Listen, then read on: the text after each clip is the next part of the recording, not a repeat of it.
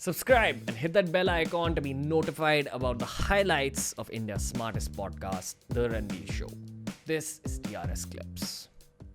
Military is going through a very interesting phase of change. Okay, not only in India, globally. So initially, military was what we see in movies. It's like hard military across the borders, land, water, air force. So that's hard. Yes, definitely. But military now has gone to three levels. One is called the hard power of the military that you see with guns and missiles. The second is called cyber wars. Okay, and the third is called space wars. Our military is getting equipped to that level. So from the hard, which is very important at the basic level, we are going into cyber. So we see a lot of cyber wars already happening. There are cyber warriors now. Okay, so military is getting adapted. And of course, let's not forget space wars are also there.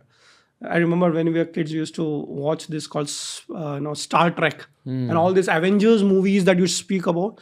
So I'm not talking about the aliens level, but definitely the geopolitics is coming to the level where space is going to be very major in military strategy.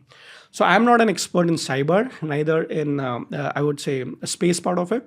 I definitely contribute from the strategic part of it. So what do you do? But So even in the cyber and space part, you'll contribute. so that's not my space. Okay. Because I'm not a cyber expert. But it's like, if you have a cyber warrior, you have to still tell him what to do. Please understand this. That's my space. Yeah. We actually had a cybersecurity expert, Saket Modi, on the show.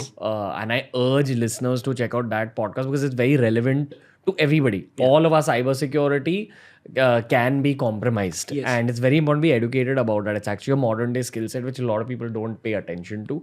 I'd also like to highlight the Ranveer Show clips. It's highlights of all these podcasts, like quick highlights. It's a new YouTube channel we started. So we're regularly uploading 2 podcasts a week. The highlights are on there. At least check out the highlights of that episode. But coming back to this conversation, sir, so I've had understanding about the cybersecurity aspect from Saket Modi. And what you're saying is exactly how it is. That even countries like China, countries like maybe Russia, all these countries which are perceived as, are they threats to India? What's happening there? Those countries also breeding like armies of hackers. Yes. And so is India. Yes. So there's a lot happening in that space. And this is almost becoming a new wing of the Indian military. Yes. Like Air Force, Navy, Army, and now cyber. Yes. Can you imagine a 16-year-old kid going for a hackathon, enjoys coding, learns bits of hacking, and then gets recruited by the Indian military? I'm pretty sure that's happening already. It's already happening and we are ready for it. But when it comes to space, what's the logic? Is it like you want to basically dominate physical areas in space using satellites or something like? So again, I'm not an expert. I will not be able to comment on it, but I'll tell you what space is all about from my understanding, limited understanding. Today, all your communications are not just cyber, it's space. So, the communications that you get, the satellites. So today, as a policy of the government, okay, I'm talking about general policy. I'm not only talking about military policy. So we are sending a lot of satellites. ISRO, a lot of other DRDO, they're working a lot on that. So today there is a game happening. I'm not telling that it's a space war, but the number of satellites that you have out over there. That determines power. Absolutely. And we are fortunate that, when previously when our first astronaut went to space, Captain Rakesh Sharma, if you remember that era, and India actually got Asian Games hosted in our particular country first time. That was a change of power for us.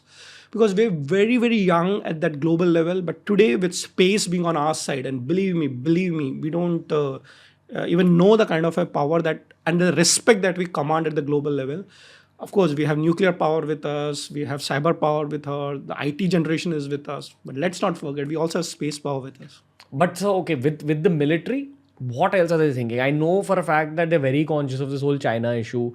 Every single member of the Indian military is very aware of geopolitics in a much deeper way than the geopolitical experts we see on news channels also.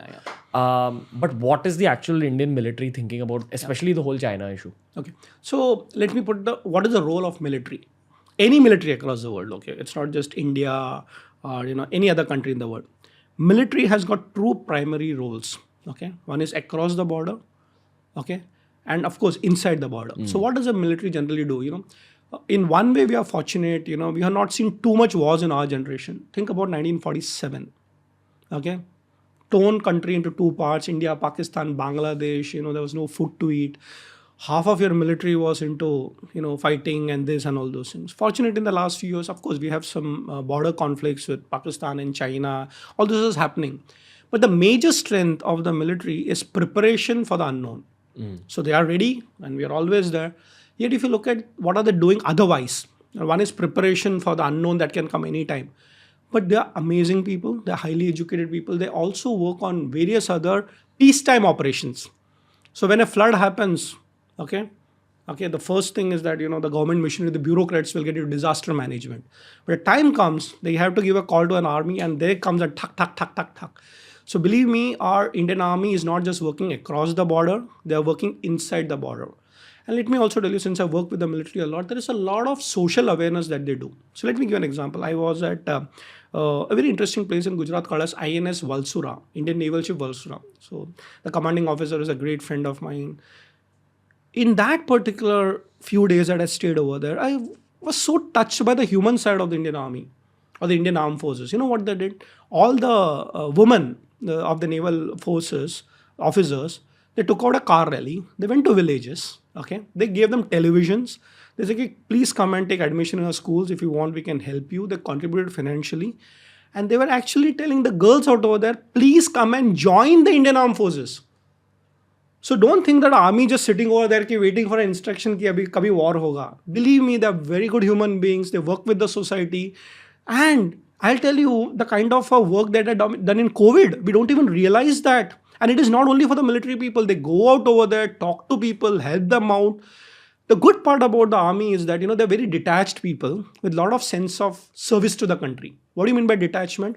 Every army officer knows that, death is around the corner anytime. So they live the best of the life. And the only purpose of their life is service for the country. And if you give them social service also, they do amazingly. The kind of schools that they run, the kind of projects that are. Unfortunately, we don't even know about them. I would suggest that you get some army officers. I'm not even talking about what's happening against China and Pakistan. That's one part of it, That comes out in the media. But each of them is a human being who works for the society. Now, coming back to the second part of your question, what's happening? I think good news for Indian military. We're not small. We're the second largest armed forces in the world. That's not small. So from a country which was, roti kapda makan to now we are taken very seriously. Are we there? The answer is yes. Have we got it there? Big issue? Not yet. So that's where, probably we have to think, and I am doing a lot of deliberation. What is big issue? Somebody who's at the world level. That's where geopolitics comes. So Army, Navy, Air Force, they're all working on geopolitical angles also now. And we had Major General G.D. Bakshi on the show.